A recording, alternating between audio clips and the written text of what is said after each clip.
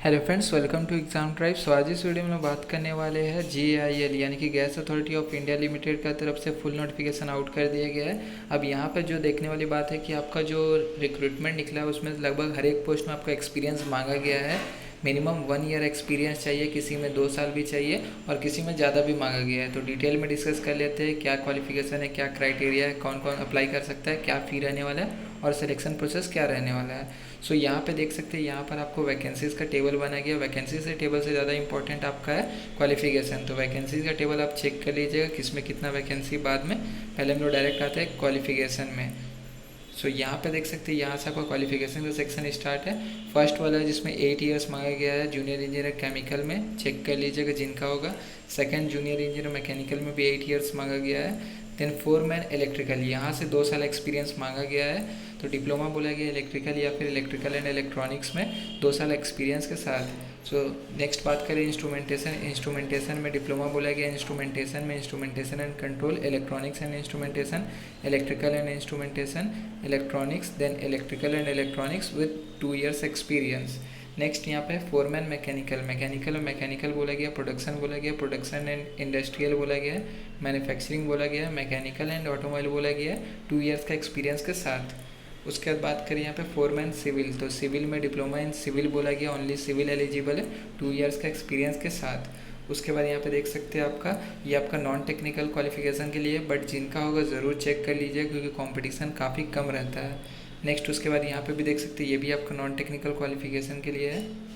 Then यहाँ पे junior chemist है, तो यहाँ पर भी नॉन टेक्निकल है। देन टेक्निकल असिस्टेंट लेबोरेटरी, तो यहाँ पर बैचलर डिग्री इन साइंस बोला गया विद केमिस्ट्री, चेक कर लीजिएगा। 1 ईयर एक्सपीरियंस बोला गया है। देन ऑपरेटर केमिकल में भी आपको 1 ईयर एक्सपीरियंस बोला गया है।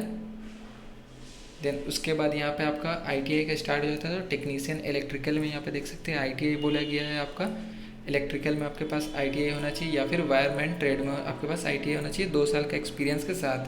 देन इंस्ट्रूमेंटेशन में आपको बोला गया है ITI आपके पास इंस्ट्रूमेंटेशन ट्रेड में होना चाहिए 2 साल के एक्सपीरियंस के साथ। देन मैकेनिकल में आपको डीजल मैकेनिक, फिटर या फिर मशीनिस्ट या फिर टर्नर ट्रेड में ITI होना चाहिए 2 साल के एक्सपीरियंस के साथ। उसके बाद नीचे आइएगा यहाँ पे, तो टेलीकॉम एंड टेलीमेट्री में यहाँ पे आपको इलेक्ट्रॉनिक्स या फिर टेलीकम्युनिकेशन में आपको ITI बोला गया 2 साल का एक्सपीरियंस के साथ। देन नीचे आइएगा तो ऑपरेटर फायर में यहाँ पे आपको 10+2 बोला गया विथ आपके पास 6 मंथ का आपके पास सर्टिफिकेट कोर्स होना चाहिए और ड्राइविंग लाइसेंस होना चाहिए हैवी ड्यूटी, और यहाँ पे उसके बाद 2 साल का आपके पास एक्सपीरियंस भी होना चाहिए।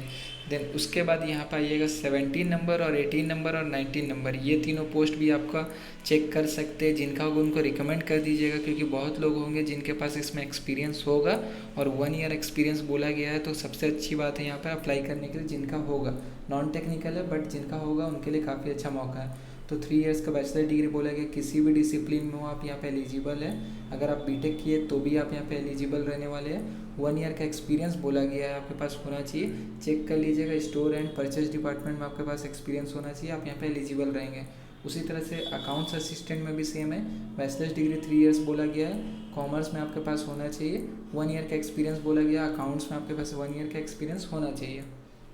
मार्केटिंग असिस्टेंट में भी सेम है, आपके पास 3 ईयर्स का आपके पास बोले कि bachelors degree BBA, BBS, BBM होना चाहिए, इन तीनों में से कोई भी एक, और उसके बाद 1 साल का आपके पास एक्सपीरियंस होना चाहिए मार्केटिंग में। तो आप यहाँ पे एलिजिबल रहने वाले हैं। अब जो एक्सपीरियंस आपको बोला गया वो काउंट किया जाएगा 15/9/2022 तक। तो इस डेट पे आपके पास एक्सपीरियंस हो जाना चाहिए, तो आप यहाँ पे एलिजिबल रहेंगे।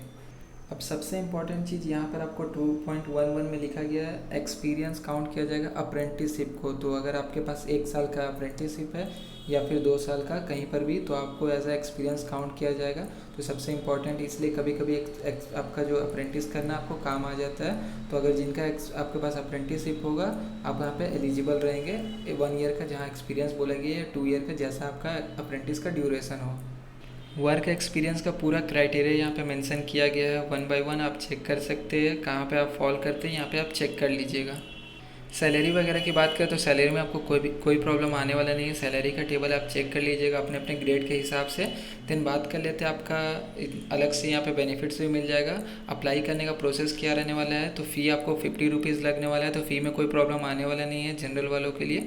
देन उसके बाद एग्जामेशन मिल जाएगा, अलग अलग कैटेगरी के हिसाब से आपको ऑनलाइन अप्लाई करना है। लिंक अभी एक्टिवेटेड नहीं है, अभी आपका 1-2 घंटे में एक्टिवेटेड हो जाएगा। लास्ट डेट जो रहेगा आपका 15/9/2022 रहेगा, शाम के 6 बजे तक।